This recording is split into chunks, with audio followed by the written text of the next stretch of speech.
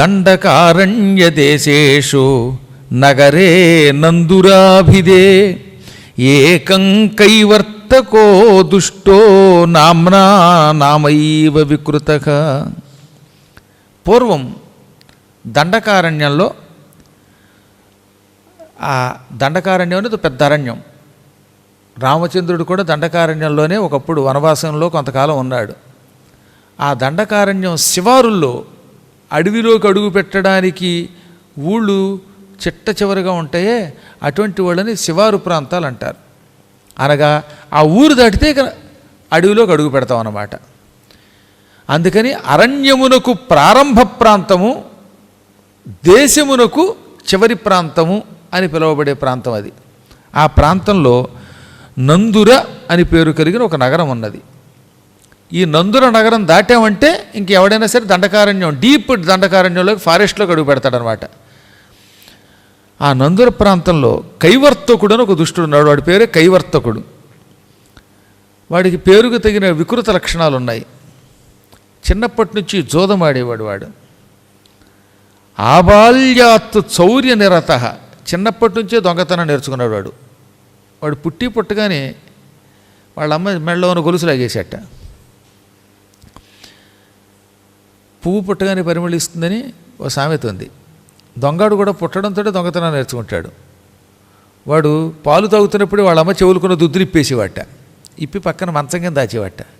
అది ఎలా వస్తుందంటే వస్తాయండి, తెలియదు. చిన్నపిల్లలు కొంతమంది చిన్నప్పటి నుంచి మంచి మంచి బుద్ధులు ప్రదర్శిస్తారు. కొంతమంది చక్కను అందంగా పాడతారు, కొందరు మాట్లాడగలుగుతారు, కొంతమంది దానం చేస్తారు. నేను ఎరిగి ఒక కుర్రాడు ఉండేవాడు. 3 ఏళ్ల వయస్సులో ఒక రోజున వాడి ఇంట్లోంచి 5 రూపాయలు నోటు పట్టుకొచ్చి నాకు దానం ఇచ్చాడు. నాకు మతిపోయింది. ఇంట్లోంచి ఏదో పట్టుకొచ్చి పిల్లడికి కాగితం పెడుతున్నాడేమో అంటే వాళ్ళ అమ్మ వచ్చి, లేదండి తాత తాత అన్నట్ట. వాడికి అప్పుడప్పుడే మాటలు వస్తున్నాయి. తాత తాత అంటూ పలికి, ఈయన మా గురువుగారు ఈయనకి 5 రూపాయలు ఇమ్మని అడిగి నన్ను చావుగొట్టి ప్రాణం తీసి 5 రూపాయలు పట్టుకొచ్చి మీ చేతిలో పెట్టాడండి అంది ఆవిడ. గణపురం అనే ఒక ఊళ్ళో. అంటే అప్పటి నుంచి వాడు తాత అన్నమాట. ఆ తర్వాత క్రమంగా నేను చూశాను, 4 ఏళ్ళు 5 ఏళ్ళు వచ్చేసరికల్లా వాడు రోజు కనీసం ఓ 10-15 రూపాయలు దానం చేస్తే కానీ ఇంట్లో వాడిని ఒప్పుకునేవాడు కాదు. వాళ్ళు కోటీశ్వరులు, ఐశ్వర్యవంతులు అనుకోండి. అలా పిల్లలకు కొంతమందికి పుట్టుకతో వస్తాయి. మంచి కిరాణా కొట్టు అనమాట వైశ్యులు వారు. ఆ వైశ్య వంశంలో పుట్టాడు ఆ కుర్రాడు. బాగా దాతృత్వం అనమాట, ఎంత పేరు. తర్వాత నేను ఆ ఊరు వదిలేసి వచ్చేసాను, ఏలూరు వచ్చేసాను. 3 ఏళ్ల వయస్సు నుంచి 5 ఏళ్ల వయస్సులో ఆ కుర్రాడు ప్రతిరోజు 10-15 రూపాయలు దానం చేయాలనుకునేవాడు. వాడు ఎలా వచ్చింది ఆ సంస్కారం? నా అనుమానం పూర్వజన్మలో వాడు శివ చక్రవర్తితో అలాంటి వంశంలో పుట్టినవాడు అయి ఉంటాడు దాత. అందుకే ఈ జన్మలో కూడా దానం చేస్తున్నాడు. మరోడు ఉండేవాడు, ఆ జయ ఇంగ్లీష్ మీడియం స్కూల్ అనే స్కూల్లో పనిచేశాను నేను కొంతకాలం. ఆ పనిచేస్తున్న రోజులు రోజు వచ్చి పుస్తకాలు కొట్టేసి అమ్మేసేవాడు అందరికీ. పిల్లల పుస్తకాలు అమ్మేసేయటం, పిల్లల చెప్పులు ఎత్తుకుపోవడం, దొంగతనం వాడిది. ఇంకోడు ఉండేవాడు అదే స్కూల్లో, ఆడపిల్లలు వెనకే కూర్చుని జడ పీకివాడు వస్తాడు వాడు. ఆడపిల్లలు ఏడిపించాడు వాడి లక్షణం. బహుశా పూర్వజన్మలో రావణాసురుడి యొక్క రక్తం వాడి మీద పడిందేమో చచ్చినప్పుడు. జడ పీకేవాడండి గ్యారంటీగాను. వీడు బాధపడలేక కంప్లైంట్లు ఇచ్చి చివరికి స్కూల్ నుంచి డిస్మిస్ చేయవలసి వచ్చింది వాడిని. ఆ తర్వాత తెలిసింది వాడు 3-4 ఆడపిల్లలను చంపేశాడు తర్వాత దుర్మార్గుడు. కాబట్టి కొంతమంది అలా పుడతారు. ఒక్కొక్కడు పుట్టగానే చిన్నప్పటి నుంచి సంగీతం పాడతాడు, బలి పాడేస్తారు. మొన్న ఒక 3 ఏళ్ళు 2 ఏళ్ళ కుర్రాడు వాడు పాడేస్తాడు. సరిగ్గా మాటలు సరిగ్గా ముద్దుగా ఉన్నాయి అయినా పాడతాడు వాడు. కొంతమంది చిన్నప్పుడే కారు డ్రైవింగ్ నేర్చుకుంటారు. పూర్వం మెకానిక్ అయి ఉంటాడు వాడు. మా తమ్ముడు కొడుకు కూడా ఉన్నాడు. వాడు చిన్నప్పుడే వచ్చేసింది, 5 ఏళ్లకో 6 ఏళ్లకో 7 ఏళ్లకో కారు నడపడం వచ్చేసింది వాడికి. పూర్వజన్మలో వాడు మెకానిక్ ఏదో సంస్కారం ఉంటుంది వాడికి పాపం. ఒక్కొక్కడికేమో పాముల్ని పట్టుకోవడం వస్తుంది. ఒక్కొక్కడు చిన్నప్పటి నుంచి పురాణాలు చెప్పడం నేర్చుకుంటాడు. వీడు పూర్వజన్మలో వ్యాసుని వంశతో పుట్టినవాడు అయి ఉంటాడు అనమాట. కాబట్టి చెప్పవచ్చేది ఏంటంటే ఆయా సంస్కారాలు వాళ్ళవి. ఇవన్నీ పూర్వజన్మ సంస్కారాలు. అలా ఈ కైవర్తకుడికి చిన్నప్పటి నుంచి దొంగతనం, భయంకరమైన దొంగతనం, పైగా చాలా తెలివితేటలతో కాకికి తెలియకుండా కాకి పొదుగుతున్న గుడ్లు ఎత్తుకొచ్చేసేవాడు వాడు. అంతటి దొంగతనం అలవాటు పడింది వాడికి. ఆబాల్యాత్ శౌర్య నిరత యౌవనే జారకర్మకృతు ప్రత్యక్షం దృష్టి విగమాత్ హరతే చ శపత్యపి. చిన్నప్పటి నుంచి దొంగతనం, యవ్వనంలో గడుగు పెట్టడంతో స్త్రీలను ఏడిపించటం, వేశ్యాలు అలత్వం వాడికి అలవాటాయి. అందరూ చూస్తూ ఉండగానే పక్కవాడికి తెలియకుండా తమాషాగా దొంగతనం చేసేసేవాడు వాడు. ప్రత్యక్షం దృష్టి విగమాత్ హరతేచ. అందరూ చూస్తూనే ఉన్నారు కానీ వాళ్ళకి తెలియకుండానే దొంగతనం చేయగలడు వాడు. అంత గొప్పవాడు. పూర్వం ఒక దొంగాడికి ఒక కూతురు పుట్టింది. నా కూతుర్ని నాకంటే గొప్ప దొంగకే ఇచ్చి పెళ్లి చేస్తానన్నాడు వాడు. దానికి వాడు ఒక నియమం పెట్టాట. నా కూతుర్ని పెళ్లి చేసుకునేవాడు మామని మించిన అల్లుడు దొంగతనంలో అయి ఉండాలి అని ఒక షరతు పెట్టాడు. దాంతో ఎక్కడెక్కడ దొంగళ్ళు వచ్చేవారు, వీడి షరతులో ఓడిపోయేవారు. ఇంతకు వీడు పెట్టిన షరతు ఏమిటని అడగరే, అక్కడ పెద్ద తాడి చెట్టు ఉందిట. ఆ తాడి చెట్టు మీద ఓ పక్షి గూడు పెట్టింది, అందులో గుడ్లు పెట్టింది. అది గుడ్లు పొదుగుతూ ఉంటే దానికి తెలియకుండా గుడ్లు తీసుకురావాలి. చాలామంది దొంగలంతా, ఈ దొంగాడి కూతురు కొంచెం అందంగా ఉంటుందిలేండి, కాకి కంటే నల్లగా ఉంటుంది, కొంచెం ఏదో అదొక అందం, అందుకని అందానికి లొంగిపోయి పైకి వీడు గొప్ప దొంగ కదా, దొంగ సొమ్ము చాలా ఉంది వీడి దగ్గర, అందుకని దొంగమామ గారు దొరికితే బాగుండని ఒక దొంగల్లుళ్ళు చాలామంది వెతుక్కుంటూ వచ్చి ఈ కాకి పొదుగుతున్న గుడ్లు దానికి తెలియకుండా అపహరించడానికి ప్రయత్నించారు. కుదరలేదు, కాకి తన్నింది వాళ్ళని, దాంతో వెళ్ళిపోయారు. ఇంత గొప్ప మామగారికి మనం దొంగల్లుళ్ళం అయ్యే అవకాశం లేకపోయింది, దొంగ బతుకులు అయిపోయింది అనుకుని వెళ్ళిపోయారు పాపం. ఓ దొంగాడు వచ్చాడు, మామా నీకు తెలియకుండా నీ సొమ్ము కూడా కొట్టేయగలను నేను, అటువంటిది కాకి గుడ్లు కొట్టేయడం ఒక లెక్క, నేను ఈ విద్యలో ఆరితేరాను, ఏమైనా మీ అమ్మాయిని చేపడతాను అన్నట్ట. సరే అన్నాడు ఈయన. వెంటనే వీడు ఏం చేశాడు, చక్కని ఒక సంచి ఈ వీపుకి తగిలించుకుని జాగ్రత్తగా కాళ్ళకి పగ్గాలు వేసుకుని ఈ తాడి చెట్టు ఎక్కేశాడు.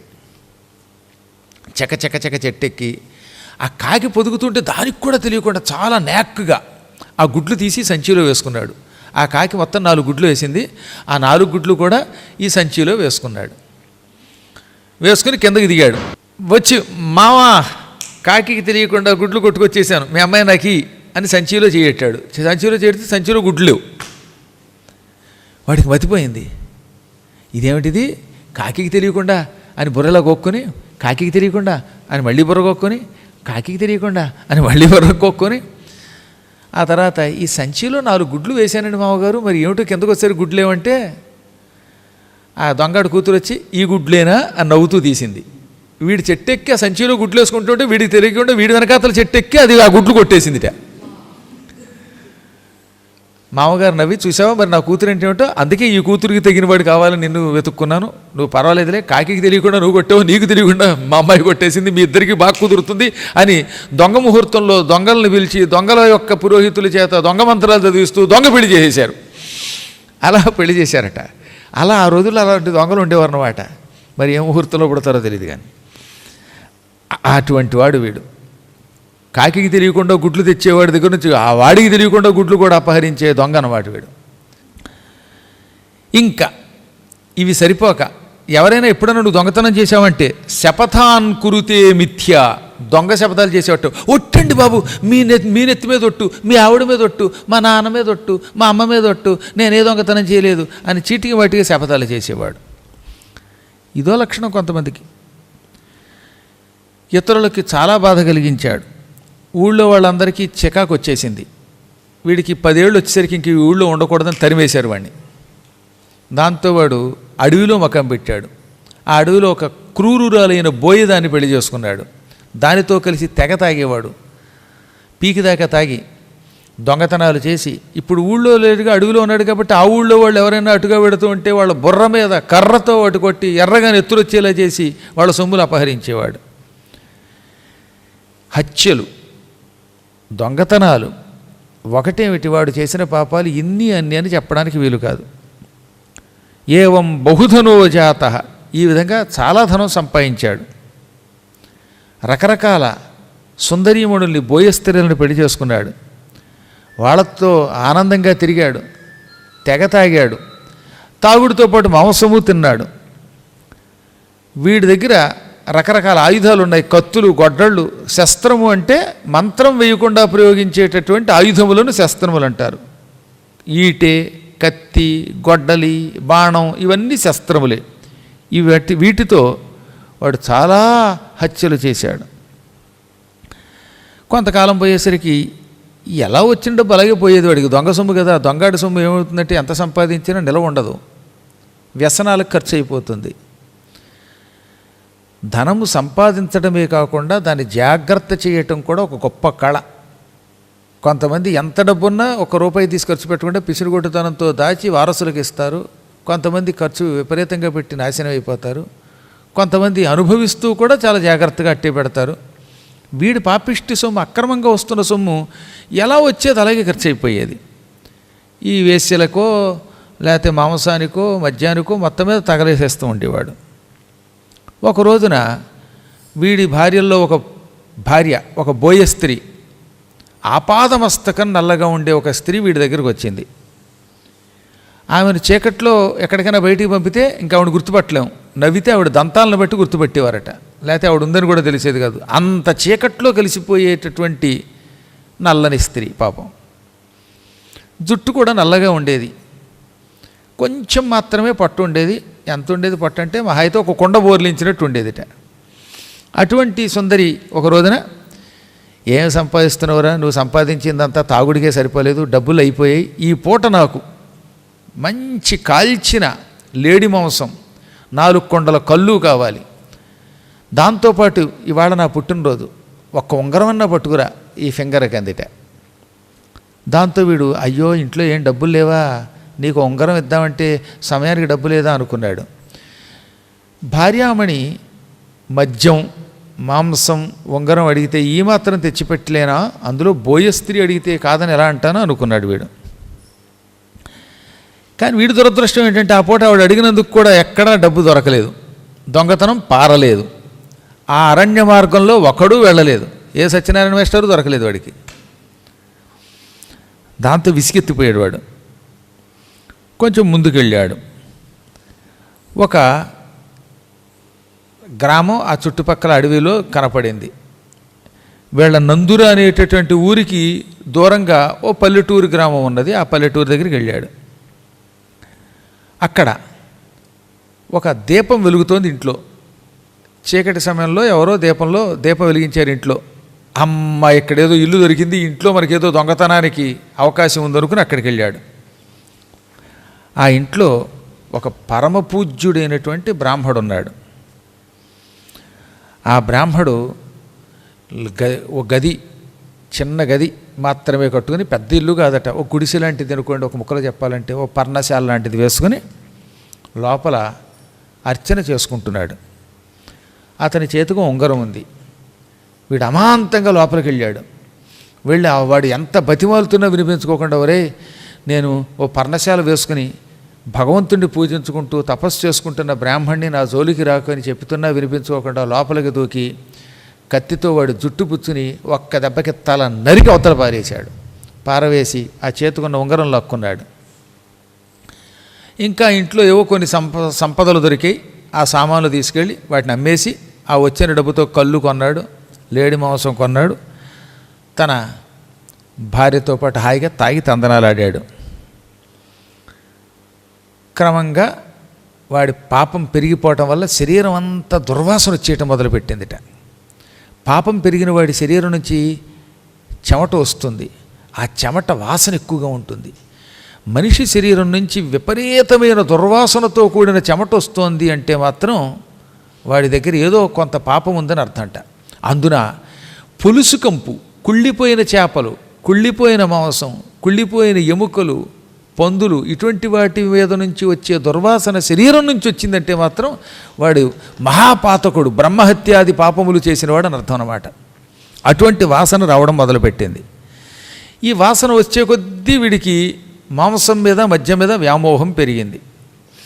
ఏకదా కస్యచిత్ పృష్ఠే ధావితో యోజనావధి సతు తస్మాద్గతో దూరం స్ఖలిత్వా పతితో భువి. ఒక రోజున వాడికి శరీరం నుంచి నెత్తురు కూడా రావడం మొదలుపెట్టింది. నోట్లోంచి దుర్వాసన రావడం మొదలుపెట్టింది. పురుగులు పడ్డం మొదలెట్టాయి. దాంతో ఈ భోగం స్త్రీలంతా చిచ్చి వీడి దగ్గర వాసన వస్తోంది. పూర్వంలో డబ్బు కూడా సంపాదించడం లేదు, కనీసం తాగడానికి కళ్ళు కూడా తేలేని ఈ దరిద్రుడు మనకు మొగుడేమిటి అని మొట్టికేలేసి గంటేశారు. ఇక నీతో పళ్ళెం, బాగా డబ్బు సంపాదిస్తే మా దగ్గరికి రా, నోటి దుర్వాసన పోగొట్టుకుంటే మా దగ్గరికి రా, శరీరం నుంచి వచ్చి చెమట కంపు ఇంపుగా మార్చుకోగలిగితే మా దగ్గరికి రా అని గంటేశారు. దాంతో వాడు ఏమి చేస్తే ఈ కంపు పోతుంది అనుకున్నట్ట. అప్పుడు వాడికి చిన్నప్పుడు చుట్టుపక్కల వాడు చెప్పుకునే మాటలు గుర్తొచ్చాయి. మంచి రాజవైద్యం చేయించుకుంటే ఈ కంపు పోతుంది. రాజవైద్యం చేయించుకోవాలంటే డబ్బు బాగా ఖర్చు అవుతుంది. మహారాజుల దగ్గర ఉండే గొప్ప గొప్ప వైద్యులు అంటే మాటలు కాదుగా, ఖరీదైన వైద్యం చేయించుకోవాలంటే డబ్బు కావాలి. ఆ డబ్బు తెచ్చుకొని ఈ జబ్బును వదిలించుకొని ఆ తర్వాత కొంత డబ్బు పట్టుకుని మళ్ళీ తిరిగి వీళ్ళ దగ్గరికి వెడితే ఆరోగ్యం బాగుపడి డబ్బున్న నన్ను వీళ్ళు సేకరిస్తారు. కాబట్టి డబ్బు కావాలనుకున్నాడు. డబ్బు కోసం ఎక్కడ వెతికినా వాడికి డబ్బు దొరకలేదు, సరైన క్యాండిడేట్ దొరకట్లేదు. డబ్బున్న వాళ్ళు ఎవరు వీడికి దొరకట్లేదు. దొరికిన వాళ్ళేమో ఏకాంతంగా దొరకడం లేదు. కొంతమంది దగ్గర డబ్బున్న వాళ్ళు ఆ మార్గంలో వెళుతున్నారు, కానీ వాళ్ళు కూడా భటులతో వెడుతున్నారట. పూర్వం మంచి సెక్యూరిటీతో వెళ్ళేవారు. అలాంటి వాళ్ళ దగ్గరికి వెడితే వాళ్ళు వీడిని చంపుతారు. ఒక్కడు మహాభటులతో యుద్ధం చేసి బతకలేడు. అందువల్ల వీడు సమయం కోసం డబ్బు కోసం వెతికాడు. ఇలా ఉండగా ఒకనాడు వాడికి ఈ నందుర గ్రామంలో మళ్ళీ ఒక ఇల్లు కనపడింది. ఆ ఇంట్లోంచి ఆవునేతి దీపపు కాంతి కనపడింది. ఓహో, మా నందుర గ్రామానికి దగ్గరలో అడవి ప్రాంతంలో ఒక గుడిసె కనపడుతోంది. ఈ గుడిసెలో దీపం వెలుగుతోంది. దీపం ఉందంటే ఖచ్చితంగా ఇందులో ఎవడో ఉంటాడు. ఊరికి దూరంగా ఉన్నటువంటి గుడిసె కాబట్టి ఒంటరిగా ఉండి ఉంటాడు. ఆ మాత్రం ఎవడో బ్రాహ్మడు ఇందులో ఉండకపోతాడో, ఉంటే వాడి దగ్గర ఉంగరమైనా దొరకకపోతుందా అనుకుని కత్తి పుచ్చుకుని అక్కడికి వెళ్ళాడు. అది ఇల్లు కాదు, ఒక ఆశ్రమం, పర్ణశాల. ఆ పర్ణశాలలో గణేశ్వరుడి మట్టి బొమ్మ ఉన్నది. మట్టి విగ్రహాన్ని తయారు చేసుకుని ఎవరో ఒక గణేశ్వరుడి యొక్క బొమ్మను పెట్టుకుని పూజిస్తున్నారు. వ్యవహారంలో విగ్రహం బొమ్మ అంటాం, కానీ మనం పూజించేవాడికి అది భగవంతుడే. ఇప్పుడు మీరు నా ఎదురుగుండా చూస్తున్నది విగ్రహం, కానీ నాకు అది విగ్రహంలో అనిపించదు. నాకు అక్కడ ఆయనకి దండం పెడితే ఎప్పుడు విఘ్నేశ్వరుని చూసినట్టే ఉంటుంది, విఘ్నేశ్వరుడికే దండం పెట్టినట్టు ఉంటుంది. ఆ ఆశ్రమంలో పెద్ద గణేశ విగ్రహం, మృద్విగ్రహం తయారు చేసుకుని, మట్టి విగ్రహం చేసుకుని ఎవరో ఒక ఆయన పూజిస్తున్నాడు. విఘ్నేశ్వరుడికి పక్కన ఒక ఆవునేతితో దీపం వెలిగించాడు. ఎక్కడి నుంచో ఆవునేతి తెచ్చుకున్నాడు. ఓ ప్రమిద తెచ్చుకున్నాడు. ప్రమిదలో నెయ్యి పోశాడు. అందులో 3 ఒత్తులు వేశాడు. దీపారాధనకి నియమం ఏమిటంటే ముందు నెయ్యి పొయ్యాలి, తర్వాతే ఒత్తులు వేయాలి. ఒత్తులు వేసాక నెయ్యి పోయకూడదు. సాధ్యం అంటే నేతితో కూడినది, ముందు నెయ్యి పోయము. ఇదిగో ఇలాంటి ఒక కుందె తెచ్చుకో, ఓ ప్రమిద తెచ్చుకో, దాంట్లో నెయ్యి పోయి ఆ తర్వాత అందులో ఏం చేయాలి, 3 ఒత్తులు వేయాలి. త్రివర్తి సంయుక్తం, 3 ఒత్తులతో కూడినది. దీపానికి 3 ఒత్తులు ఉండాలండి. 2 కుందులు ఉంటే పర్వాలేదు, రెండింట్లో 2 రెళ్ళు 4 ఉంటాయి కాబట్టి 3 కంటే ఎక్కువ ఉంటాయి కాబట్టి పర్వాలేదు. కానీ ఒకే ప్రమిద పెట్టినప్పుడు ముందు నెయ్యి పొయ్యాలి, లేక నూనె పొయ్యాలి, అప్పుడు అందులో 3 ఒత్తులు వెయ్యాలి. ఒత్తులు నానిన తర్వాత అప్పుడు అగ్గిపెట్టెతో వెలిగించు. అగ్గిపెట్టెతో వెలిగించకూడదని ఎవడో చెప్పాడే, అది ఉట్టి అబద్ధం. అగ్గిపెట్టెతో వెలిగించకూడదని ఏమైనా పురాణాల్లో చెప్పారా? ఆ రోజులు అగ్గిపెట్టెలు ఉన్నాయా? అగ్గిపెట్టిన దీపారాధన నాకు రియాత్ అనే ఉండదు. ఎవడో అగరత్తులు 4 ఎక్కువ ఖర్చు అవుతాయని కంపెనీ వాడు అలా చెప్పుంటాడు, అగరత్తుతో వెలిగించాలని. అవన్నీ ఉట్టి అప్రామాణికాలు. హాయిగా అగ్గిపెట్టితో దీపారాధన చేసుకోండి. నిప్పు పెట్టు అన్నాడంతే అక్కడ. సాధ్యం త్రివర్తి సంయుక్తం వన్నినాయోజితం ప్రియం, అప్పుడు దాన్ని నిప్పు పెట్టు, అగ్ని దానికి ముట్టించు అన్నాడు. అగ్ని ఎలా అయినా పర్వాలేదు, ఎలా అంటే అగ్ని అయినా పర్వాలా, అది అగ్గిపెట్టా గిగ్గిపెట్టా ఇవేం అక్కర్లా. కాబట్టి ఏం చేయాలన్నమాట, మళ్ళీ గుర్తుపెట్టుకోండి. ముందు నెయ్యి పొయ్యండి, అందులో 3 ఒత్తులు వేయండి, అప్పుడు దానికి నిప్పు ముట్టించండి. అప్పుడు దాన్ని దీపారాధన అంటారు. గృహాణ మంగళం దీపం త్రైలోక్యతిమిరాపహం, ఈ మంగళ దీపమును స్వీకరించుము, పెట్టుము అక్కడ. అది ఎటువంటి దీపం? త్రైలోక్యతిమిరాపహం, 3 లోకాలలో ఉన్న కటిక చీకటిని తొలగిస్తుంది అది. కాబట్టి దీపం అలా వెలిగించాలి. అలా ఆ లోపల ఉన్న ఆయన విఘ్నేశ్వరుడి పక్కన ఒక దీపం వెలిగించాడు. ఆ దీపం ధగ ధగ ధగ వెలిగిపోతున్నది. ఆ దీపపు కాంతిలో రాత్రిపూట విఘ్నేశ్వరుణ్ణి అందులో ఉన్నాయని పూజిస్తున్నాడు. ఆయన ఒక 3 పదులు 30 సంవత్సరముల వయస్సు కలిగి ఉన్నాడు. నల్లని ఒత్తైన గడ్డం ఉన్నది. అంతకంటే నల్లగా ఒత్తుగా ఉన్న జటాజోటాలు ధరించారు. జోటము అంటే జడల ముడి అన్నమాట. జడల్ని ముడి కింద కట్టుకుని ధరించి ఉన్నాడు. చెవులకు రుద్రాక్షలు ఉన్నాయి ఆయనకి. బంగారపు రంగులో ఉన్నాడు ఆయన. మంచి అందంగా ఉన్నాడు. విభూతి పూసుకున్నాడు ఆపాదమస్తకం. విభూతి లేకుండా గణపతిని పూజించకూడదు, శివుణ్ణి పూజించకూడదు. తన సంప్రదాయాన్ని అనుసరించి వైష్ణవులైతే 3 నామాలు ఊర్ధ్వనామాలు పెట్టుకోవాలి. శైవులైతే లేక స్మార్తులైతే వేద సంప్రదాయానికి చెందిన వాళ్ళైతే విభూతి 3 రేఖలు ధరించాలి. ఇవి లేకుండా భగవత్ పూజ చేస్తే అది వ్యర్థం. బొట్టు అని ఒక పదార్థం ఉండేది పూర్వం, అసలు తీశారు. ఇప్పుడు చాలామంది చూస్తే మనకి భర్త ఉన్నాడా లేడా, లేకపోతే వాళ్ళు నిజంగా హిందువులే కాదా అని అనుమానం వస్తుందన్నమాట మనకి. ఆ మధ్యన పాపం ఒక ఆవిడ ఇలాగే ఏమీ లేకుండా రాగానే, అయ్యో ఎంత చిన్న వయసులో నీకు ఎంత కష్టం వచ్చిందమ్మా అన్నాడు మా పక్కనున్న స్నేహితుడు. ఆవిడ తెల్లపోయి నాకేం కష్టం వచ్చిందంటే, అప్పుడే పోయాడమ్మా మీ ఆయన అంటే, తంత అని ఏమనుకుంటున్నావు అంది. మరి బొట్లేదు ఏమిటంటే, అదే ఫ్యాషన్ అండి అంది. ఏం ఫ్యాషన్, మోషన్ అది. అది కర్మం ఏమిటో. కాస్త ఇంత బొట్టెట్టుకుంటే ఎంత అందమండి అసలు. నా నుదుటికి ఇంత బొట్టు ఇంత విభూతి ఉంది కాబట్టి అందంగా కనబడుతుంది నా ముఖం. భగవంతుడు మనకి ఇచ్చిన నుదురు బొట్టు పెట్టుకోమని ఇచ్చాడు. తిలకం వల్ల కాంతి జ్ఞానం లభిస్తాయి, భగవంతుని అర్చనకి అర్హత లభిస్తుంది. కాబట్టి విభూతి, అందులో కాస్తంత బొట్టు పెట్టుకోండి. ఆడవాళ్ళు కాస్త తిలకం ధరించండి, కుంకుమ పెట్టుకోండి. స్టిక్కర్లు మానేయండి. స్టిక్కర్ల వల్ల ఎప్పటికైనా సరే యముడి దగ్గరికి స్టిక్కర్ అయిపోతారు. కాబట్టి దిక్మాలను స్టిక్కర్ పక్కన పారేయండి అంతే. అప్పుడప్పుడైనా జడ అని ఒక పదార్థం ఉంటుంది, జడ మెడకి వేళ్లాడేటట్టుగా వేసుకోండి. లేకపోతే జుట్టు వరబోసం తిరుగుతుంటే ఉత్తిష్టంతు భూత పిశాచాహ అనే మంత్రం చదువుకోబుద్ధి వస్తుంది అన్నాడు. భూత పిశాచాల్లో కనబడుతుంది అక్కడికి. 100 సార్లు ఇలా తోసుకొని దిక్కుమాల జుట్టు. అదేం జుట్టు అండి బాబు, రామరామ. చూస్తేనే చాలా భయం వేస్తుంది అనమాట. పట్టపగలే దెయ్యాలు భూతాలు తిరుగుతున్నట్టుగా అని నేనల్లా, వ్యాసుడు అన్నాడు. మళ్ళీ ఈ మాట అన్నది వ్యాసుడు, నా మీద పడకండి. మీరు ఎలా తిరిగినా నాకు సంబంధాలు, వ్యాసుడు చెప్పాడు కాబట్టి మీకు చెబుతున్నాను. కాబట్టి జడ వేసుకోవటం, కాస్త విభూతి పెట్టుకోవటం, బొట్టు పెట్టుకోవటం, ఇవన్నీ పెట్టుకుని చక్కగా అందంగా కూర్చొని పూజ చేస్తే భగవంతుడు అనుగ్రహం పొందుతాం. ఆ మహానుభావుడు విభూతి పూసుకున్నాడనమాట. విభూతి లేని నుదురు చూడకూడదట. దిగ్భస్మరహితం ఫాలం దిగ్గ్రామం అశివాలయం దిగ్ అనీశార్చనం జన్మ దిగ్విద్యాం అశివాశ్రయాం. విభూతి లేని నుదురు పనికిమాలినది. దిక్కంటే నింజము, పనికిమాలినది. ఛీ, నీ నుదుటి విభూతి లేదా, అయితే నువ్వు పనికిమాలిన వాడివి. దిగ్ విద్యాం అశివాశ్రయాం, శివుడి నామం లేని విద్య పనికిమాలిన విద్య. అందుకే అక్షరాభ్యాసం చేసినప్పుడు ఓం నమ శివాయ సిద్ధన్నమః అనే మంత్రం రాయించి అప్పుడు విద్యాభ్యాసం చేయిస్తారు. అప్పుడే అది నిజమైన విద్య. శివాలయం లేని గ్రామంలో అన్నం తినకూడదు. అందుకే ఇన్ని శివాలయాలు కట్టడం. ఇక్కడ శివుడు ఉన్నాడు కాబట్టి ఇక్కడ తినే అన్నం అవుతుంది. లేకపోతే అది అన్నం కాదు, సొన్నం, కన్నం. అది పనికిమాలినది. అది దిగ అనీశార్చనం జన్మ. నువ్వు మానవుడివై పుట్టాక శివుణ్ణి పూజించకపోతే నీ జన్మే దండగన్నారు. ఈశ్వర అర్చన లేని జన్మము కాదు. ఆ మనిషి కాదు, వాడు పశువుతో సమానం. ఎందుకంటే దరిద్రపాటలు దేవా పాపిని అనుకుంటూ బొట్టు తీసేసి శ్మశానంలో శవాల్లాగా కూర్చుని భయంకరాకారాలతో దిక్మాలను వేసుకుని డ్రెస్సులు వేసుకుని ఆదివారం పూర్వం పాడేవారు. ఇప్పుడు ఆదివారం లేదు, ఇంకోటి లేదు. ఎప్పుడు చూసినా పాటలే, దరిద్ర పాటలు. చచ్చిపోతున్నాను వాడు వింటే. మహాపాపం అవి, పిశాచిపు లక్షణాలు అవి. ఎంత పవిత్రమైనది మంది, ఎంత బొట్టు పెట్టుకుని ఎంత అందంగా ఉంటారు చూడండి.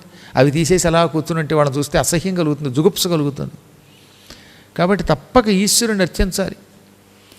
అందుకే ఆ ఆశ్రమంలో దీపం వెలిగించి గణపతి యొక్క మట్టి విగ్రహం పెట్టుకుని దానికి ఎదురుగుండా జటాజూటములు ధరించి విభూతి పూసుకున్న ఒక ఆయన గణేశ్వరుణ్ణి ఆరాధన చేస్తున్నాడు. జపంతం గణనాథస్య జపంతం గణనాథస్య మంత్రం నామ సమన్వితం. జపంతం అంటే జపం చేసుకుంటున్నవాడు అనమాట.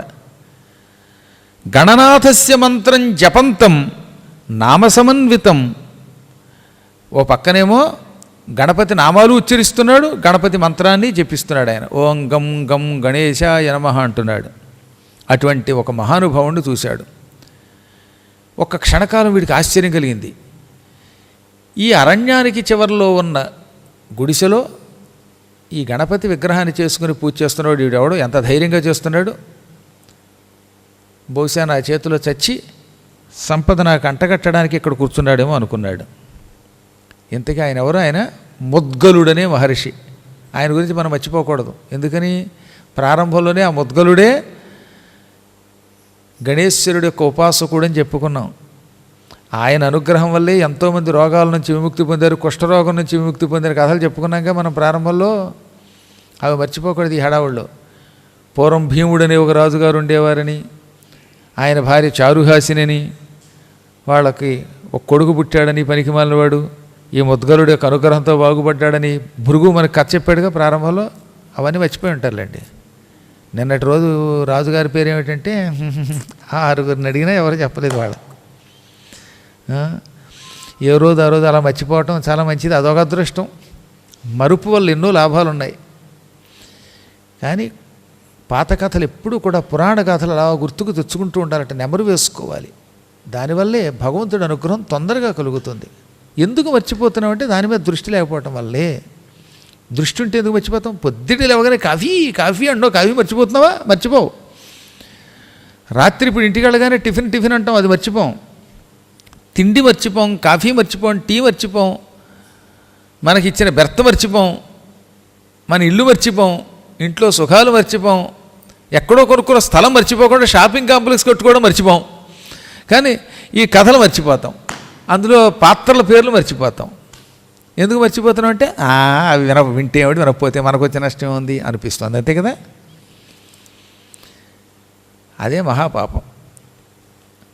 ఆయన ముద్గలుడే గణేశ్వరుడి యొక్క భక్తుల్లో చాలా గొప్పవాడు. మీకు గుర్తుందా?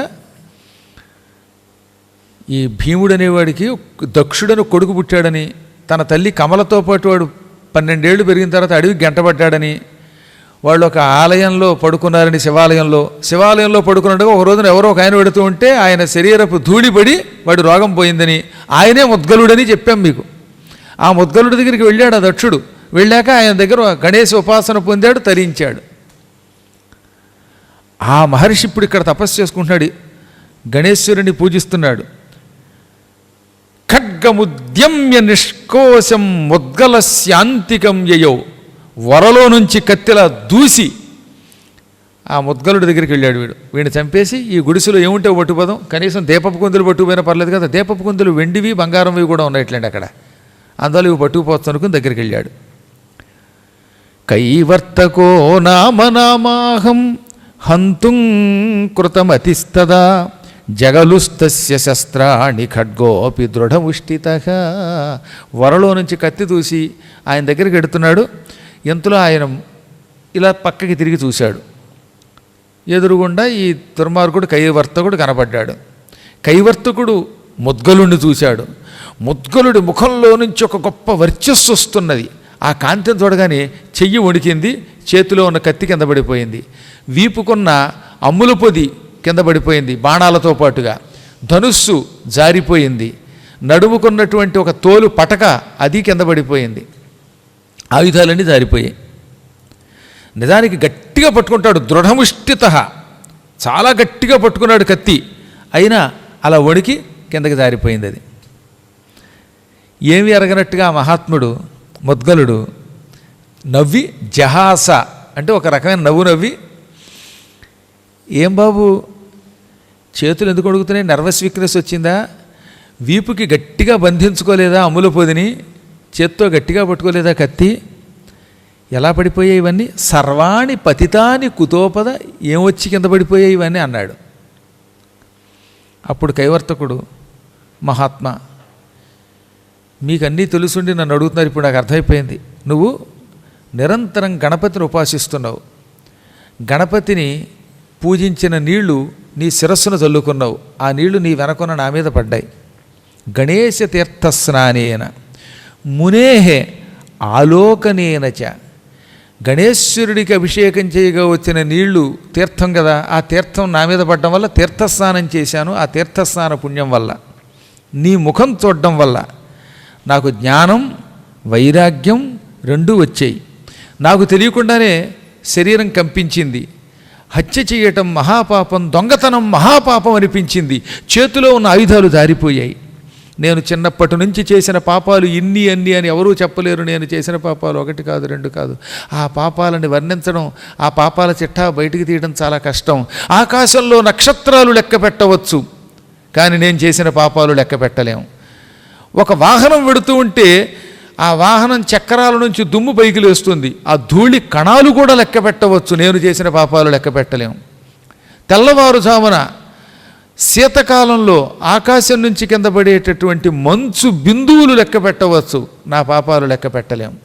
ఆకాశం నుంచి వర్షాకాలంలో కురుస్తున్న వర్షపు నీటి బిందువులు లెక్క పెట్టవచ్చు, కానీ నా పాపాలు లెక్క పెట్టలేము. అన్ని పాపాలు చేశాను.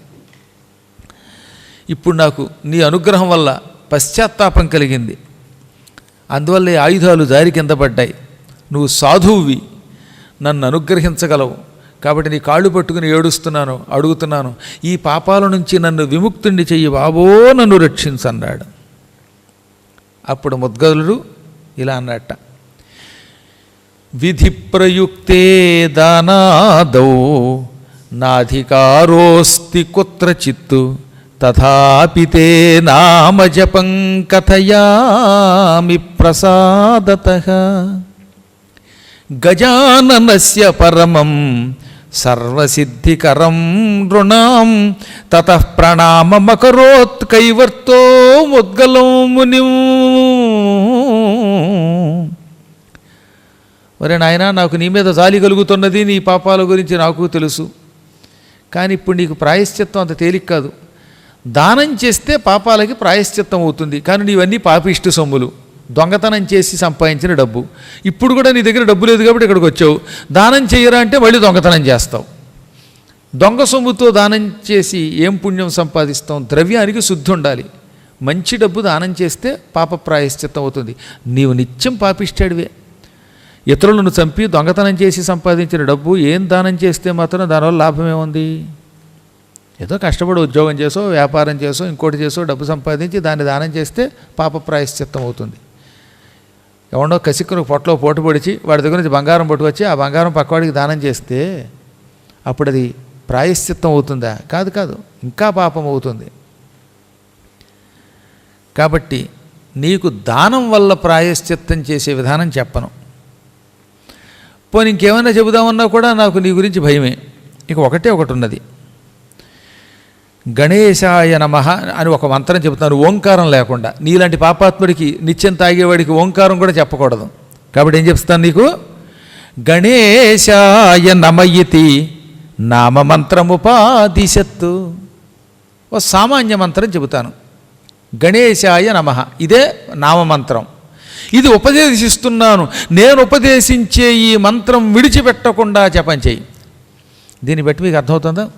గురువులు ఒక్కొక్కడికి చిన్న మంత్రం ఇస్తారు, ఒక్కక్షరమే ఇస్తారు. ఇదేంటండి, నా జాతకం చూడలేదు, నా గురించి పట్టించుకోకుండా నేను రాగానే ఏదో శ్లోకం ఇచ్చారు, మంత్రం ఇచ్చేశారు ఏమిటి అని అనుకుంటారు కొంతమంది పిచ్చాళ్ళు. వాళ్ళు ఎవడికి ఏమి ఇవ్వాలో గురువులకి తెలుసు. వారు ఇచ్చిన దాన్ని నమ్మి చేసుకుంటే బాగుపడతారు. ఇప్పుడు ఈ దుర్మార్గుడికి గణేశాయ నమః ఇంతకు మించి వేరే ఓంకారం కూడా చేర్చకుండా మంత్రం ఇచ్చాడు ఆయన. ఇది చెయ్యి. ఎంతకాలం చేయాలో తెలుసునా నీకు? కాస్తా కోస్తా కాదు, కొద్ది రోజులు కాదు. ఇక్కడ నేను నీ ఎదురుగుండా ఒక కర్ర పెడతాను. నా చేతిలో దండం ఉన్నది. దండం అంటే కర్ర. మీరు ఎప్పుడైనా చూసారా? సన్యాసుల దగ్గర ఒక కర్ర ఉంటుంది, దండం. అలాంటి ఒక సన్నని ఎండిపోయిన కర్రని ఎదురుగుండా పాతుతాను. నువ్వు దాని ఎదురుగుండా కూర్చుని నేను ఇచ్చిన గణేశాయ నమః గణేశాయ నమః అనే మంత్ర జపం చెయ్యి. జపం అయిపోయాక ప్రతిరోజు సాయంత్రం కాసి నీళ్లు పట్టుకొచ్చి ఆ కర్ర మొదట్లో పోయి, ఆ కర్ర చెట్టుగా మారితే నీకు జపసిద్ధి అయినట్టు, నీ పాపాలు పోతాయి, నువ్వు ఉత్తముడు అవుతావు, నువ్వు మహాత్ముడు అవుతావు, లేకపోతే నీకు జపసిద్ధి అవదు పో అన్నాడు. అలాగేనండి అన్నట్టు వీడు ముద్గలుడు, నేను తీర్థయాత్రలకు వెడుతున్నాను, ఈ జపం చేసుకో అని కర్ర అక్కడ పాతేసి వెళ్ళిపోయాడు. ముద్గలుడు వెళ్ళిపోయాడు. వీడు ఎదురుగుండా కూర్చుని ఓం గణేశాయ నమః అనే మంత్రంలో ఓంకారం లేకుండా ఉత్తి గణేశాయ నమః అనే మంత్రం జపం చేశాడు. కాబట్టి ఎప్పుడు గురువుగారిని నాకు ఓంకారం ఇవ్వండి, లేకపోతే ఆ మంత్రం ఇవ్వండి, ఈ మంత్రం ఇవ్వండి అని అడగక్కర్లా. గురువుకి తెలుసు, ఆయన ఏది ఇస్తే అది చేసుకుంటే తరిస్తావు. రోజుకోసారి ఆ మంత్రం చేయనా, ఈ మంత్రం చేయనా, లేకపోతే అంతర్ముఖం అవునా, నీ ముఖం అవునా, ఎందుకు ఇవన్నీ గొడవ? గురువుగారికి తెలియదా నీకేం ముఖం ఇవ్వాలో? నీ ముఖానికే నీ ముఖం ఎలా ఉందో తెలియదు. ఇంకొకసారి 100 సార్లు అడగడం ఎందుకు? ఆయన సమయం చూసి ఇస్తాడు, ఇచ్చిన దాన్ని జపం చేస్తే బాగుపడతాం. ఆయన చెప్పినట్టు మాత్రం చేస్తే చాలు. చెప్పినట్టు చెయ్యం. గురువుగారు మీరు ఎలా చెబితే అలా చేస్తానంటాం, కానీ నాకు ఇలా చెయ్యాలనిపించట్లేదు, నాకు గౌరవం కావాలి, నాకు సమాజం కావాలి. నీ సమాజం నీకు ముక్తిస్తుందా? సమాజం నీకు ముక్తిస్తుందా? ప్రయచ్చతి గురుప్రీతో వైకుంఠం యోగి దుర్లభం. గురువు తలుచుకుంటే యోగులకి కూడా లభించని వైకుంఠం ఇవ్వగలడు. ఆ గురువుని అంతలా భక్తితో సేవించాలి. మళ్ళీ దొంగ భక్తితో కాదు, తాత్కాలిక భక్తితో కాదు. ఇదిగో చాలామంది ఉంటారు, ఇంకేముంది మీరు ఎలా చెబితే అలాగే నడుచుకుంటాం. చూస్తూ ఉంటాంగా మా చుట్టాల్లో కూడా, ఇంట్లోకి వచ్చేదాకా నువ్వు గురువి, నువ్వు ఎలా చెబితే అలా చేస్తా ఉండడం, ఇంట్లోకి వచ్చాక లోకు కట్టి నెత్తి మీద డామని బాంబు వేయడం. ఇటువంటి వాళ్ళ శిష్యులంటే, వీళ్ళ జీవితంలో మహాస్థాయి పొందడం అంటే ఎలా పొందుతారండి? వీళ్ళ మొహం గురుస్థాయి తెలియాలి. ఆ స్థాయి తెలియాలంటే మహామహోపాసన కావాలి, దివ్య దృష్టి కావాలి, భగవంతుడు అనుగ్రహం కావాలి. ఇంకెంతకు మించి దాని గురించి అనవసరం చెప్పడం కూడా. ముద్గలుడు వెళ్ళిపోతే గణేశాయ నమః అని జపం చేసుకుంటూ ప్రతిదినము కాసి నీళ్లు పట్టుకెళ్ళి ఆ కర్రలో పోయడం మొదలెట్టాడు ఆయన. నిజంగా ఇలాంటి తపస్సు ఎవరైనా చేయగలరా అనిపిస్తుంది అనమాట. తావజ్జపస్వనామేదం యావద్వ్యష్టిశ్చ సాంకుర. జపం చేయటం, ముక్కు మీదే దృష్టి పెట్టి ఏకాగ్ర చిత్తుడై ఉండడం, ఉదయం నుంచి సాయంత్రం దాకా కదలకుండా కూర్చుని జపం చేసేవాట. క్రమంగా ఏమైపోయింది, ఒళ్ళంతా పుట్టలు పోసేసాయి. పుట్టలు పోయటం వల్ల కదలడానికి వీల్లేక కూర్చున్న చోటు నుంచే నీళ్లు చల్లడం మొదలెట్టాడు. ఆ తర్వాత నుంచి చేతులు కూడా కదలకుండా పుట్టలు పోసేసాయి. అప్పుడు ఒకటే అనుకున్నట్టు ఆయన, మా గురువుగారు కాసి నీళ్లు మొక్కల్లో పోయమన్నాడు, కానీ నా ఒళ్ళంతా పుట్టలు పోసాయి, కదలకుండా నిష్టతో జపం చేయాలి. కాబట్టి భగవంతుడికి ఇష్టమైతే నా నోటి నుంచే నీళ్లు పట్టుకెళ్ళి ఆ మొక్కలో పోస్తాడు, ఆ కర్రలో పోస్తాడు అనుకుని కదలకుండా జపం చేస్తూ ఉంటే ఆయన ఒళ్ళంతా పుట్టలు పోసినా నోటి దగ్గర మాత్రం చిన్న కన్నం ఉందిట. ఆ కన్నంలోంచి ఈయన నోట్లోంచి కొంత నీరు వెళ్ళి అందులో పడేదిట. అంటే వాడు ఎంత జపం చేశాడో ఆలోచించండి. గురువుగారు చెప్పారు కదలకుండా చేయమన్నా చేసేసాడు అంతే. 1000 ఏళ్ళు చేశాడు. ఒకరోజు కాదు, 2 రోజులు కాదు, 1000 సంవత్సరముల కాలం చేశాడు పాపం. అసలు ఎలా చేశాడంటే అదే గురుభక్తి. నాకు మా గురువు గారి మీద భక్తి ఉన్నది, ఆయన అనుగ్రహంతో నా ప్రాణం పోదు, కాబట్టి నేను జపం చేస్తూనే ఉంటాను అనుకుంటూ 1000 సంవత్సరముల కాలం చేశాడు ఆయన తపస్సు. ఒళ్ళంతా పుట్టలు పోసేసింది, ఇంక పుట్టలోంచి లేవలేకపోయాడు. భగవంతుడి యొక్క అనుగ్రహం వల్ల ఒక నోరు దగ్గర మాత్రం ఆ పుట్ట కాస్త ఒక రంధ్రం ఇచ్చింది. అందులోంచి నోట్లోంచి ప్రతిరోజు సాయంత్రంకి వచ్చే నీరు వెళ్ళి దండంలో పడేది. క్రమంగా అది ఏమైపోయింది, దానికి కొమ్మలు వచ్చేసాయి. ఆ దండం చూస్తూ ఉండగా విచిత్రమైన వృక్షంగా మారిపోయింది. ఆ వృక్షానికి పువ్వులు పూసాయి, పళ్ళు కూడా వచ్చాయి. ఈలోపు గురువుగారు ప్రపంచమంతా తీర్థయాత్రలు చేసి చేసి చేసి చేసి ఒక రోజున హఠాత్తుగా, అవును కైవర్తకుడనే ఒక శిష్యుడికి జపం చేయమన్నాను, వాడు ఎదురుగుండా దండం పెట్టాను, వాడి విషయం మర్చిపోయాను, 1000 ఏళ్ళు తీర్థయాత్రలోకి పోయాను, ఇప్పుడు ఆ శిష్యుడు ఏం చేస్తున్నాడో చూడాలనిపించి అక్కడికి వచ్చేట ఆయన వచ్చి చూసేసరికి అక్కడ ఏమీ లేదు. చెట్టు మాత్రం చక్కగా చెట్టుగా మారిపోయింది. ఆ దండం ఆయన పాతినటువంటి కర్ర, ఆ కర్రకి వేళ్ళు వచ్చాయి, కొమ్మలు వచ్చాయి, ఆకులు వచ్చాయి, పచ్చగా మిసమిసలాడిపోతోంది. శిష్యుడు కనపడలేదు. శిష్యుడు లేడు, కర్ర మాత్రం చెట్టు అయిపోయింది. ఏమయ్యాడని చూస్తే గణేశాయ నమః గణేశాయ నమః అని సన్నని కంఠం వినపడుతోంది. ఎవడరా కనపడడం చూస్తే అంతా పుట్టలే. అప్పుడు అర్థమైంది ఈ పుట్టల్లో ఉన్నాడు వీడని. ఒళ్ళంతా వల్మీకములు వచ్చినా తపస్సు చేస్తున్నాడు అనమాట. అప్పుడు ఆయనకి మరీ ఆశ్చర్యం కలిగేసింది. చేతులకు కాసి నీళ్లు తీసుకుని కమండల జలం ఆ పుట్ట మీద జల్లి, శిష్య నాకు నీ దర్శనం ఇప్పించన్నట్ట. చూస్తూ ఉండగా పుట్టంతా పక్కెళ్ళిపోయింది. లోపల విఘ్నేశ్వరుడు తప్ప ఈయన లేడు, శిష్యుడు లేడు, వినాయకుడు ఉన్నాడు లోపల. ఇదేంటిది, నా శిష్యుడు ఉంటే ఆ స్థానంలో విఘ్నేశ్వరుడు ఉన్నాడు ఏమిటి అనుకున్నట్టు ఆయనకి. ఇంత ఏం జరిగిందో తెలుసా, ఈ శిష్యుడు అలా గణేశాయ నమః అనే మంత్రం మా గురువుగారు ఇచ్చారు, ఆయన ఇచ్చినట్టే చేస్తాననే గురుభక్తితో చేస్తూ ఉంటే చెయ్యగా చెయ్యగా చెయ్యగా ఈయనకి గణపతి రూపం వచ్చేసిందిట. ఆ లోపల కూర్చున్నవాడికి అచ్చం గణపతి రూపం వచ్చేసింది. దానికి ఏమని పేరు అన్నమాట, సారూప్యము అని పేరు. ఆయనకు తొండం వచ్చేసింది, కళ్ళు అచ్చం ఏనుకళ్ళు, నెత్తి మీద కిరీటం వచ్చింది, బొజ్జొచ్చింది. ఆ లోపల ఉన్న కూడా అచ్చంగా పూర్తిగా గణేశ్వరుడే.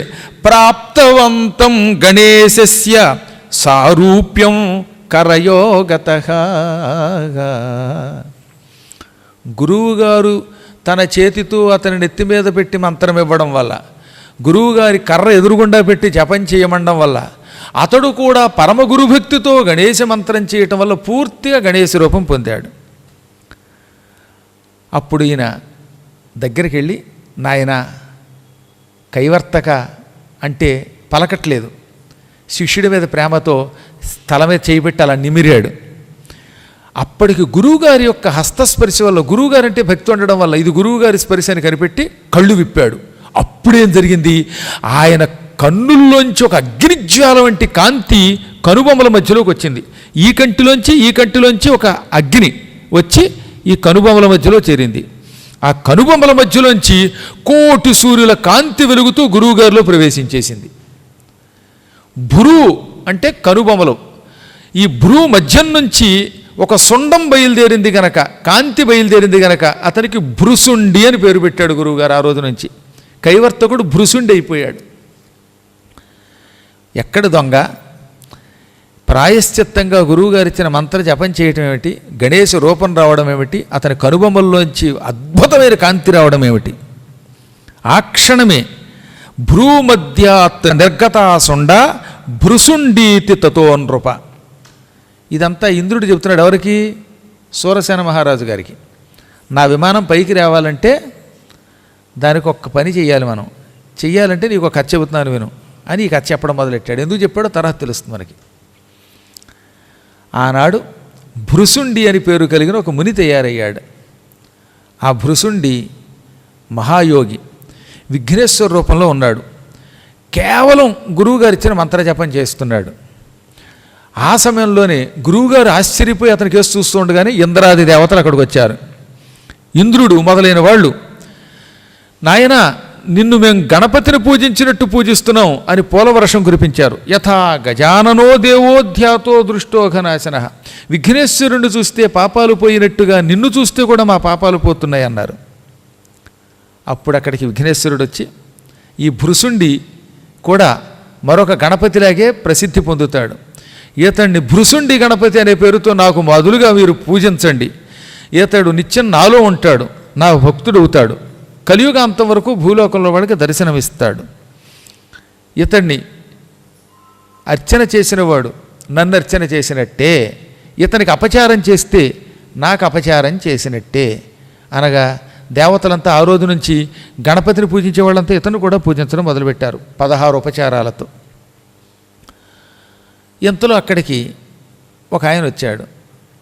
ఎవడన్నా నవ్వుతాడు, గణపతిని పూజించినట్టుగా గణపతి భక్తుల్ని ఏ రూపంతో ఉంటే మాత్రం పూజించేస్తామా? గణపతే, వీడే, ఆయన మహాత్ముడు, వీడు డూప్లికేటు, ఒరిజినలే, డూప్లికేటే అన్నాడు. ఆ అన్నవాడి పేరు మాయావి. దుందుభి అని పేరు కలిగినటువంటి ఒక రాక్షసుడి కొడుకు చచ్చి వాడు పూర్వజన్మ సుకృతం వల్ల స్వర్గంలో గంధర్వుడిగా మారాడు. ఆ గంధర్వుడు మాయావి అనేవాడు తిరస్కరించాట. నేను గణపతిని తప్ప అన్య దేవతల్ని పూజించను, ఈ భృసుండి గారిని పూజించను అన్నాడు. అనగానే వెంటనే ఢామ్ అనే శబ్దంతో భూలోకంలో కుప్పకూలిపోయాడు. వాడే మహారాజా మీకు దూతగా ఇప్పుడు పుట్టాడు. సూరసేన మహారాజా పూర్వజన్మలో పరమభక్తుడైన భృసుండిని తిరస్కరించి గణపతి ఇచ్చిన వరాన్ని కూడా కాదని మహాత్ములకు అపచారం చేసి ఇప్పుడు నీ కొలువులో చేరాడు. పూర్వజన్మలో గణపతిని తిట్టిన పాపం వల్ల గంధర్వలోకం నుంచి భూలోకానికి వచ్చాడు. భూలోకంలో చాలా కష్టాలు అనుభవించి ఇప్పుడు కుష్ఠరోగిగా పుట్టాడు నీ దగ్గర. ఆ కుష్ఠరోగి దగ్గర గణపతికి అపచారం చేసిన పాపం ఇంకా ఉంది కాబట్టి ఆ దుర్మార్గుడి దృష్టి నా మీద పడి నా విమానం కూలిపోయింది. పాపాత్ముడి దృష్టి అంత గొప్పదో చూసారా? ఇంద్రుడి విమానాన్ని కూల్చేసింది. ఈ విమానం పైకి లేవాలంటే ఆ భృసుండి మునికి వీడు ప్రాయశ్చిత్తం చెయ్యాలి, చేస్తే కానీ ఈ విమానం పైకి లేవదు. అనగా వెంటనే రాజుగారు భృసుండి గారు ఎలా వస్తారండి అన్నట్ట. భృసుండితో పాటుగా గణపతి కూడా మన దగ్గరికి రావాలంటే ఒకటే ఒక మార్గం ఉన్నది, అదే సంకటహర చతుర్థి వ్రతం. సంకటహర చతుర్థి వ్రతం అని ఒక గొప్ప వ్రతం ఉన్నది. ఆ వ్రతాన్ని భక్తి శ్రద్ధలతో ఆచరణ చేసినట్టయితే భృసుండి గారు ఇక్కడికి వస్తారు. వస్తే ఇక మనకున్న కష్టాలన్నీ తొలగిపోతాయి. అయితే సంకటహర చతుర్థి వ్రతం ఎలా చేయాలి? ఇంద్రుడే చెప్పాడు. ఈ వ్రతం చాలా సులభం చేయటం.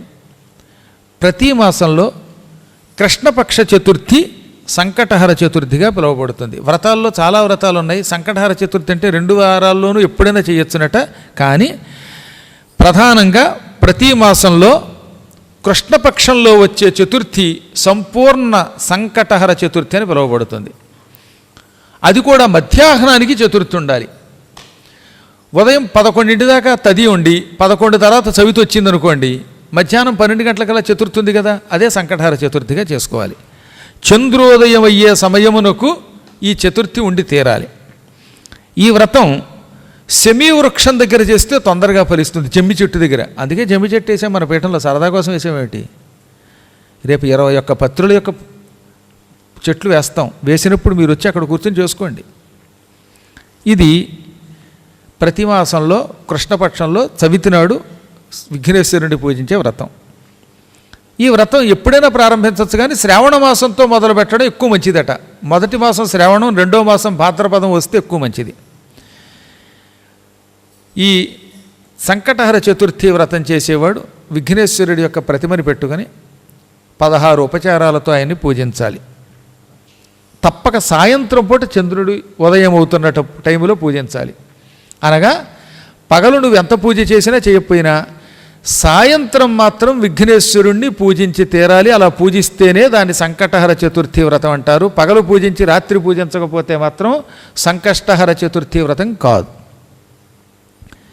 శ్రావణ మాసంలో నెయ్యి, లడ్డు ఈ 2 విడివిడిగా విఘ్నేశ్వరుడికి నివేదన చేయాలట. కాస్త నెయ్యి నివేదన చేయాలి, లడ్డూలు నివేదించాలి. మోదకాలంటే ఇక్కడ లడ్డూలు. ఈ 2 నివేదన చేసి మనము తినాలి, ఇతరులకి పెట్టాలి.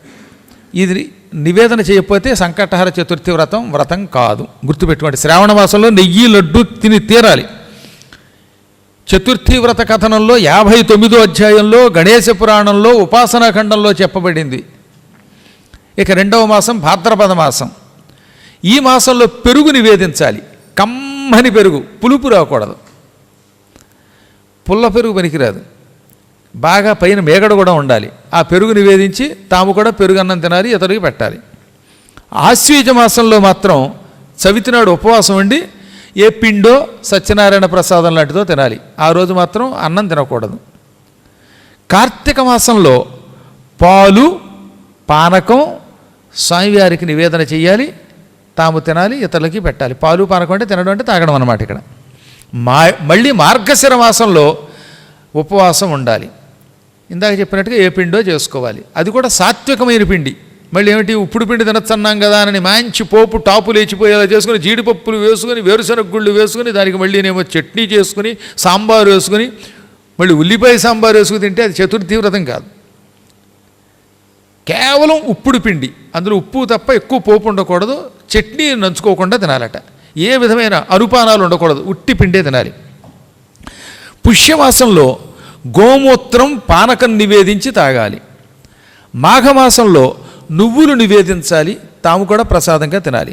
పాల్గొన మాసంలో పంచదార, నెయ్యి నివేదన ప్రసాదంగా సేకరించాలి.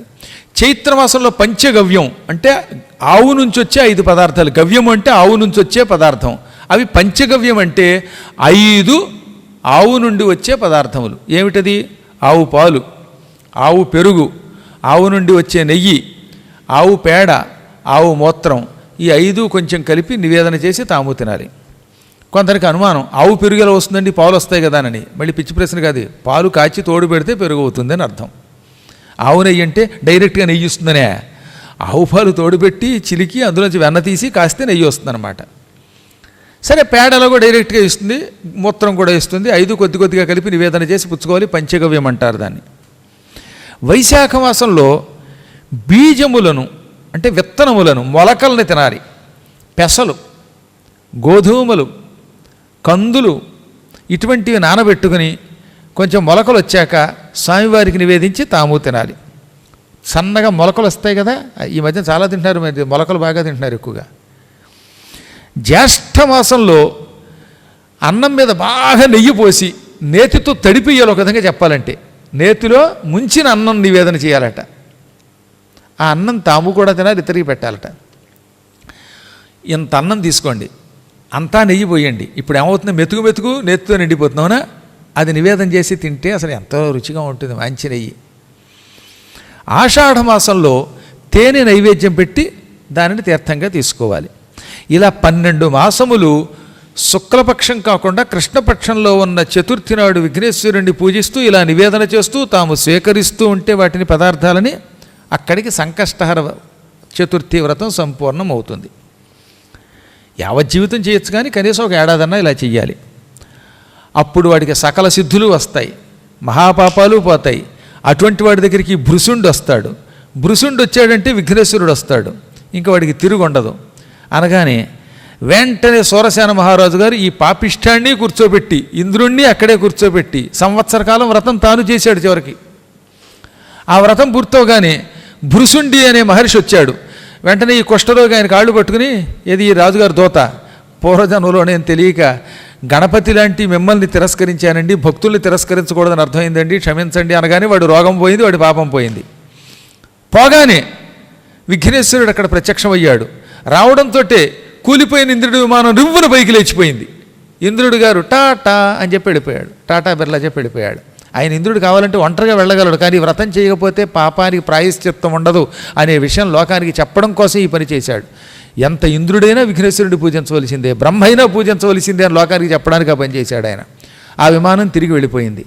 అప్పటి నుంచి సూరసేన మహారాజు విడిచిపెట్టకుండా సంకష్టహర చతుర్థి వ్రతం చేసేవాట. ఈ వ్రతం చేసేవాళ్ళు మాత్రం ఎట్టి పరిస్థితుల్లో కోపం పొందకూడదు, గురుద్రోహం చెయ్యకూడదు, పిల్లనిచ్చిన మామగారి మీద ఒంటికాల మీద లేవకూడదు, అత్తగారిని నీకు బుద్ధి ఉందా లేదా, నీ కూతురు ఇలా పెంచేమేమిటని అనకూడదు, అత్తమామల్ని తల్లిదండ్రుల్లో చూడాలి, భార్యని గౌరవించాలి, తల్లిదండ్రుల్ని పూజించాలి, గురువులకి ప్రదక్షిణ చేయాలి. ఇవన్నీ చేసి ఈ వ్రతం చేస్తేనే వాడు బాగుపడతాడు. కొంతమంది దిక్కుమాలాళ్ళు వ్రతం చేస్తారు కానీ నియమాలు పాటించరు. నియమం పాటించకపోతే ఉపయోగం అది. నశ్రేయో నియమం వినా, నియమము లేనిదే శ్రేయస్సు లేదు, వ్రతం యొక్క ఫలితం ఉండదు. రాసేవాళ్ళు ఈ నియమాలు తప్పనిసరిగా రాయండి. వ్రతాలకి ఈ నియమాలు ఉండాలి, ఇవి లేకపోతే ఇంకేమిటి ఉపయోగం. తర్వాత అన్నిటికంటే గొప్పత ఏంటో తెలుసా, మంగళవారంతో కూడిన బహుళ చతుర్థి నాడు, కృష్ణపక్ష చతుర్థి మంగళవారం కలిసి వస్తే ఆ రోజు చేసిన వ్రతం 1000 రెట్లు ఎక్కువ ఫలితం ఇస్తుంది టండోయ్. అత్యంత మంగళప్రదమైనదట ఆ వ్రతం. సూరసేనుడు యావజ్జీవితం చేసి తరించాడు అని ఈ కథను ఎవరెవరికి చెప్పారని చెప్పుకున్నాం. భృగు మహర్షి ఎవరికి చెప్పాడు? సోమకాంత మహారాజు గారికి, ఆయన భార్య సుధర్మకి చెప్పాడు. అత్యంత పవిత్రమైన ఈ కథని. ఇక్కడికి మనకి 9 రోజుల కార్యక్రమం మన అదృష్టవశాత్తు పూర్తయింది. స్వస్తి ప్రజాభ్య పరిపాలయంతాం న్యాయ్యేన మార్గేణ మహీం మహిషా గోబ్రాహ్మణేభ్య శుభమస్తు నిత్యం. లోకా సమస్తా సుఖినో భవంతు.